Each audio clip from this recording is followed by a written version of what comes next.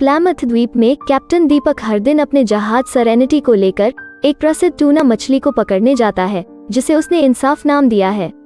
इस मछली के लिए उसका जुनून इतना ज्यादा है कि यह उसके काम के रास्ते में आ जाती है।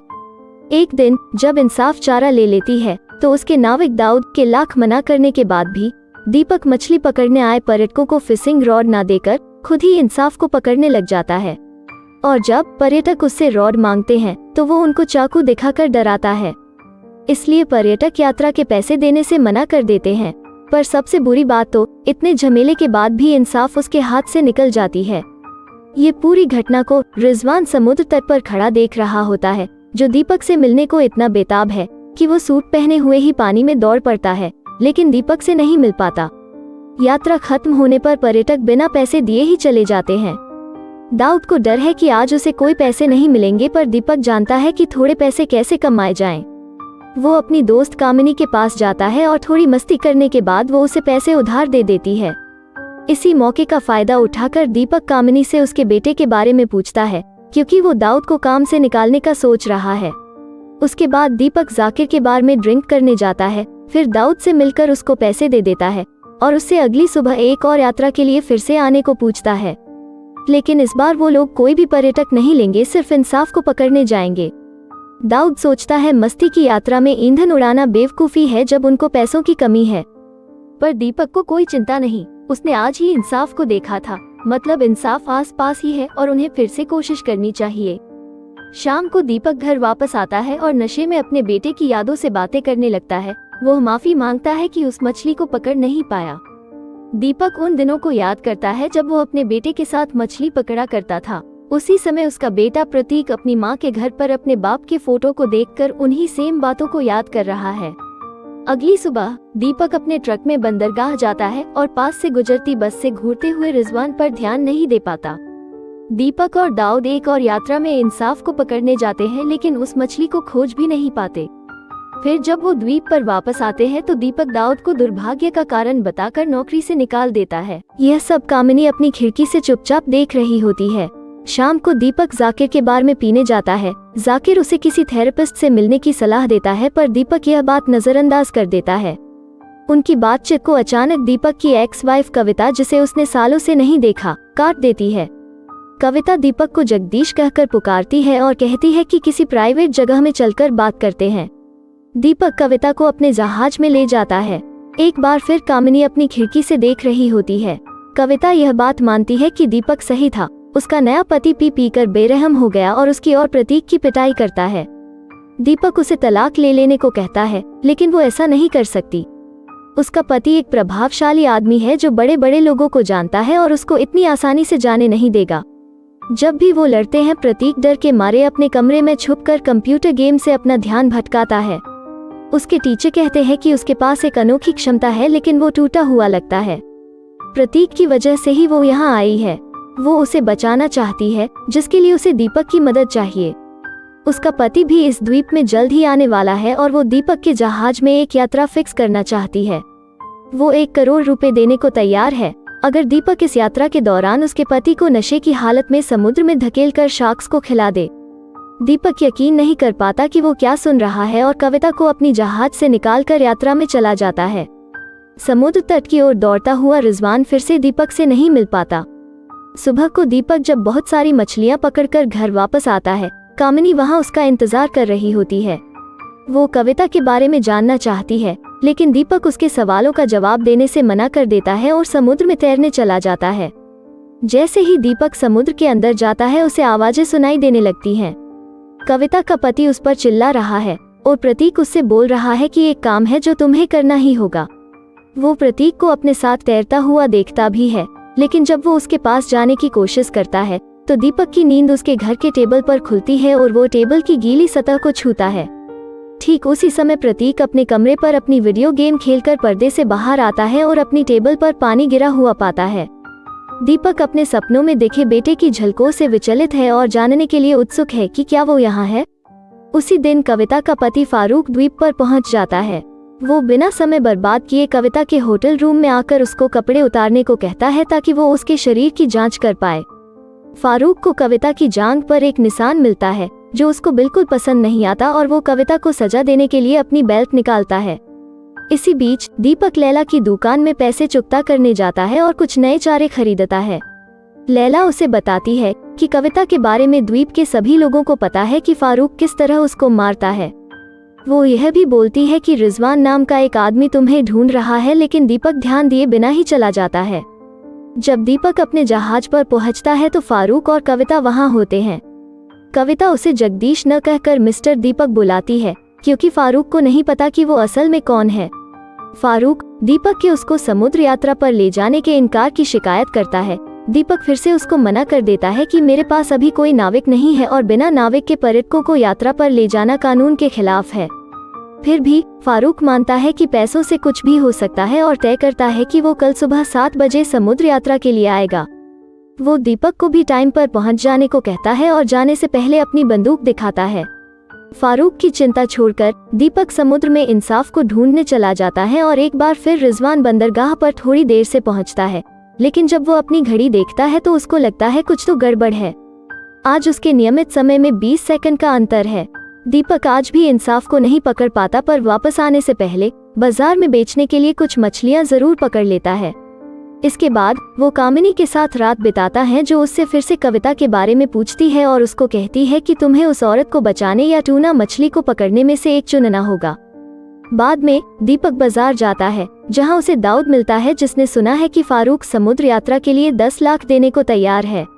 वो कहता है कि हमें पैसों की सख्त जरूरत है, मैं अपने पोते की मदद करना चाहता हूं और सेरेनिटी जहाज को मरम्मत की जरूरत है। दाऊद को कामिनी से ये बात पता चली कि दीपक ने उस पर दया करके काम से निकाला, जो उसे बिल्कुल भी पसंद नहीं। ऐसा मौका दोबारा नहीं मिलेगा। दीपक फारूक को यात्रा पर ले जाने के लिए मान जाता है, लेकिन एक शर्त पर कि दाऊद अपने कैप्टन पर नजर रखे कि वो अपना आपा ना खोए। वो दोनों बंदरगाह पर जाते हैं, जहां एक बार फिर फारूक और कविता पहले से ही इंतजार कर रहे होते हैं। दीपक कविता को अकेले में मिलके बताता है कि वो फारूक को सिर्फ मछली पकड़ने के लिए ही यात्रा में ले जा रहा है और कोई वजह नहीं। तब उसका इरादा बदलने के लिए कविता उसको बताती है किस तरह फारूक प्रतीक को मारता है। वो यह भी बताती है कि उसे पता है कि दीपक प्रतीक से हर समय बात करता है और प्रतीक उसकी बात अपनी कंप्यूटर स्क्रीन से सुन सकता है, क्योंकि वो दोनों जुड़े हुए हैं। दीपक कविता की बातों पे ध्यान ना देकर दाऊद और फारूक के साथ यात्रा में चला जाता है। मछली पकड़ते समय फारूक उन दोनों से बातचीत करने की कोशिश करता है और आखिरकार बात उसके सौतेले बेटे प्रतीक पर आ ही जाती है।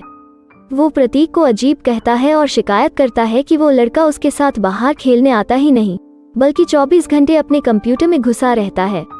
फारूक को लगता था कि प्रतीक अपने कंप्यूटर में कुछ गलत काम कर रहा है, लेकिन वो सिर्फ एक मछली पकड़ने का वीडियो गेम ही खेलता रहता है। प्रतीक फारूक से कहता है कि अगर वो दिन भर मछली नहीं पकड़ेगा तो उसे मारने का कोई रास्ता ढूंढ लेगा, और दीपक हैरान होकर यही वाक्य फारूक के साथ साथ पूरा करता है। वो लोग यह बात भी करते हैं कि इस द्वीप में कोई पुलिस क्यों नहीं है, लेकिन इसी बात के बीच एक शार्क चारे में फंस जाती है।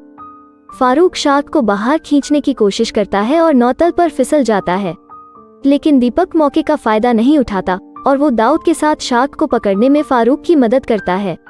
कविता उन लोगों को अपने पति के साथ वापस आता देख निराश हो जाती है।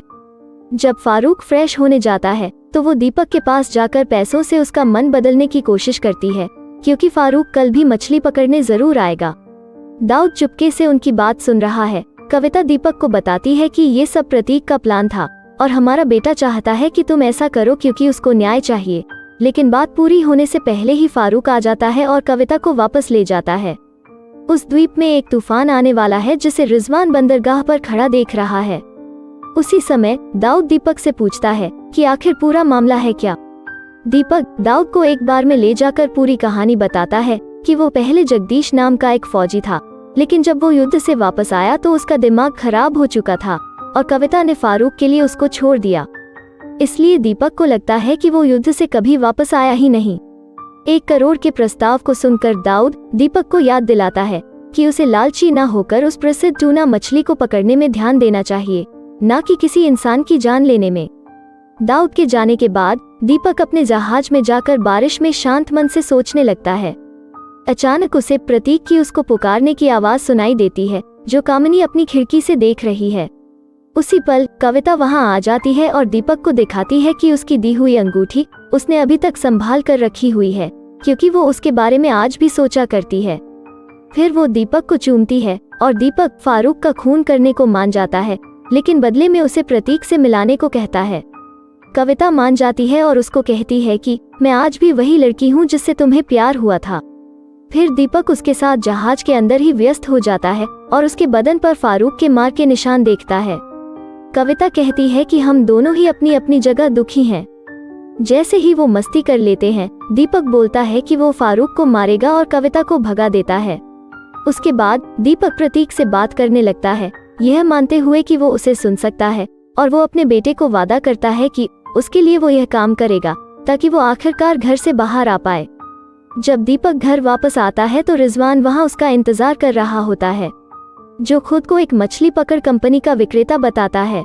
दीपक को समझ नहीं आता कि रिजवान रात के 2:30 बजे कुछ बेचने क्यों आया है, इसलिए रिजवान उसको समझाता है कि उसने दिन में उससे मिलने की बहुत कोशिश की लेकिन नहीं मिल पाया। वो यह भी कहता है कि कल का दिन दीपक के लिए बहुत बड़ा दिन है, क्योंकि वो दीपक के बारे में लगभग सब कुछ जानता है। रिजवान के पास उसके सूटकेस में सबसे नया मछली पकड़ने का यंत्र है और दीपक उसे 1 हफ्ते के लिए फ्री में इस्तेमाल कर सकता है। वो यंत्र विशेष रूप से कल ही उपयोगी होगा और दीपक को मछली पकड़ने में काम आएगा। रिजवान ये दावा करता है क्योंकि वो ही नियम है। दीपक को उसका मतलब समझ नहीं आता और वो और भी हैरान हो जाता है जब रिजवान उसको किसी इंसान को मारना भूलकर उस मछली को पकड़ने पर ध्यान देने को कहता है। दीपक चाकू से रिजवान को डरा कर पूछता है कि उसे ये सब कैसे पता। जब प्रतीक अपने कंप्यूटर पर गेम खेल रहा होता है, रिजवान बताता है कि वो इस गेम में बस अपना किरदार निभा रहा है, क्योंकि वास्तव में यही प्लैमथ द्वीप है, एक गेम जिसमें बहुत सारे विकल्प हैं और इस गेम को बनाने वाले का प्रिय विकल्प मछली पकड़ना है। इस गेम का मुख्य उद्देश्य एक विशेष मछली को पकड़ना है और यही दीपक की मजबूरी है, लेकिन ऐसा लग रहा है कि वो मछली पकड़ना छोड़कर किसी का खून कर सकता है। नियमों के अनुसार प्लैमथ द्वीप पर कोई भी मरता नहीं, लेकिन रिजवान यह जानने को उत्सुक है कि गेम बनाने वाले ने नियम बदल क्यों दिए। अचानक दीपक अपने रोज के टाइम से पहले उठ जाता है और यह महसूस करता है कि वो अलार्म बजने से पहले हिल भी नहीं सकता। रिजवान के साथ हुए बातचीत को याद कर वो कुछ नुस्खे निकालता है और पाता है कि वे सब एक ही चीज दिखा रहे हैं, प्लैमथ द्वीप को छोड़कर उस दुनिया में और कुछ भी नहीं। थोड़ी देर समुद्र में तैरने के बाद दीपक अपने ट्रक को रोड के बीच में ले जाकर प्रतीक से बात करने की कोशिश करता है। वो कहता है कि वो फारूक को जान से मार देगा। उसे नहीं पता कि वो इस द्वीप पे कैसे आया, लेकिन उसे अपने बेटे के साथ बिताए मछली पकड़ने के पल अभी भी याद हैं। उसे लगता है वो युद्ध से पागल होके आया, इसलिए प्रतीक ने उसे यहाँ पागलों की तरह मछली पकड़ने वाला बनाया। कभी कभी दीपक को रेत में पड़े अपने मृत शरीर की झलक दिखती है। इससे पहले कि दीपक कोई निष्कर्ष पर पहुंचे, कामिनी का बेटा समीर बीच में आ जाता है। दीपक को हमेशा से ही लगता था कि समीर उसके लिए लक्की है और उसका साथ होना एक अच्छा संकेत है, लेकिन वो उसको दाऊद की जगह देने से मना कर देता है क्योंकि नियम बदल चुके हैं। उसके बाद दीपक लैला की दुकान जाता है। वो उसे कुछ विशेष चारे दिखाती है जो रिजवान ने उसे फ्री में जांचने के लिए दिए हैं। दीपक उससे कुछ अजीब अटपटे सवाल पूछता है, लेकिन लैला को नहीं पता कि इनके जवाब कैसे दें। फिर दीपक रिजवान का दिया कार्ड निकालकर जांच करने के लिए उसके कंपनी में फोन लगाता है, लेकिन वो सिर्फ शुक्रिया बोलकर फोन काट देता है। अपने जहाज में जाते समय दीपक को जाकिर मिल जाता है। वो उससे भी वही अजीब अटपटे सवाल पूछता है, लेकिन जाकिर को भी नहीं पता उनके जवाब क्या हैं। दीपक समझ जाता है कि ये लोग गेम के साधारण पात्र हैं। घर के कमरे में बैठा प्रतीक अपने बाप के पुराने चाकू को डब्बे से निकालता है। द्वीप के होटल में कविता जागकर देखती है कि फारूक खून से लथपथ बाथरूम में पड़ा है क्योंकि उस पर किसी ने हमला किया। जहाज पर दाऊद दीपक को बताता है कि उसने एक टपोरी को पैसे देकर फारूक को पिटवाया है ताकि वो मछली पकड़ने ना आए और दीपक लालच में कुछ गलत ना कर बैठे। गुस्से में पागल दीपक दाऊद को जहाज से भगा देता है, उसकी डॉक्टर से मिलने की सलाह को अनदेखा कर। जाकिर के बार में थोड़ी दारू पीकर दीपक अपनी ट्रक लेके निकल लेता है। फिर उसे रिजवान मिलता है जो उसे बताता है कि वो पागल नहीं है और वो दोनों इस गेम के बारे में कुछ दिलचस्प बातें करते हैं। रिजवान को बस यह नहीं पता कि इस गेम को बनाने वाला कौन है, लेकिन दीपक जानता है कि वो प्रतीक है। इस गेम को बनाने वाला उसका बेटा है जो अपने बाप से मिलना चाहता है और उस आदमी को मारना चाहता है जो उसकी और उसकी माँ की पिटाई करता है। इसी बीच कविता एक नया प्लान बनाती है। वो ये मौका हाथ से जाने नहीं देगी, इसलिए वो फारूक की दवा पट्टी करती है और उसे मछली पकड़ने की यात्रा में जाने के लिए मना लेती है। वो उसे दर्द मिटाने के लिए दारू भी पिलाती रहती है, जिससे वो नशे में धुत हो जाता है। रिजवान को पता है ये सब क्या चल रहा है और वो दीपक को बताता है कि फारूक को मारना ही उसकी नई मजबूरी है। अगर यही नया नियम है तो वो उसकी मदद करेगा। दीपक दौड़कर झटपट अपने जहाज में जाता है और कविता से मिलता है, जो यह दावा करती है कि उसने फारूक की बंदूक ठिकाने लगा दी है। कामिनी और दाऊद यह सब माजरा दूर से देख रहे होते हैं। वो लोग जहाज लेकर समुद्र में निकल जाते हैं। जब दीपक जहाज पर सारी तैयारियां कर रहा होता है, वो देखता है समीर भी जहाज पर ही है। वो लोग इस लड़के की मौजूदगी में फारूक को पानी में डुबा नहीं सकते, लेकिन भाग्य से एक समाधान निकल आता है और प्रसिद्ध मछली इंसाफ चारे में फंस जाती है। दीपक याद करता है कि उसे इस मछली और इस औरत में से किसी एक को चुनना होगा। वो फिशिंग रॉड फारूक को दे देता है, जो कि उस भयानक मछली को पकड़ने की हालत में बिल्कुल भी नहीं है, और इंसाफ उसको पानी में खींच लेती है, जिससे ये सब एक दुर्घटना की तरह दिखता है। ठीक इसी समय प्रतीक सुनता है कि फारूक कविता पर चिल्ला रहा है और उसे पीट रहा है, तो वो अपने बाप की चाकू लेकर कमरे से बाहर जाता है और थोड़ी देर बाद प्रतीक खून से रंगे हाथ लेकर वापस आता है। जल्द ही प्रतीक के फारूक का खून करने की खबर देश के सभी चैनलों में आ जाती है। उस खबर में पता चलता है कि कविता को फारूक की प्रताड़ना से बचाने के लिए उसने ऐसा किया, और प्रतीक का असली बाप युद्ध में ही मर चुका था। घटना के बाद से प्रतीक ने एक शब्द भी नहीं बोले है और अपने आप में ही डूब गया है। प्लामथ द्वीप में कविता कहती है कि यह सच है कि प्रतीक और वो दोनों आज भी दीपक से प्यार करते हैं और एक दिन वो अपने बेटे से जरूर मिल पाएगा। कविता के गायब होने के बाद दीपक एक बजते हुए पब्लिक फोन को उठाकर प्रतीक से बात करता है, जो उससे वादा करता है कि वो गेम में बदलाव करेगा ताकि वो दोनों एक दूसरे से मिल पाएं। प्रतीक जेल में बैठा है और अचानक मुस्कुराने लगता है जब दीपक के आसपास का वातावरण बदलने लगता है। कुछ समय बाद प्रतीक भी उस द्वीप पर दीपक से मिलने पहुंच जाता है और अब बाप बेटे साथ में मछली पकड़ने जा सकते हैं। चैनल को सब्सक्राइब करना ना भूलें और बेल आइकॉन को प्रेस करें ताकि आप ऐसी और भी वीडियोस देख पाएं। धन्यवाद।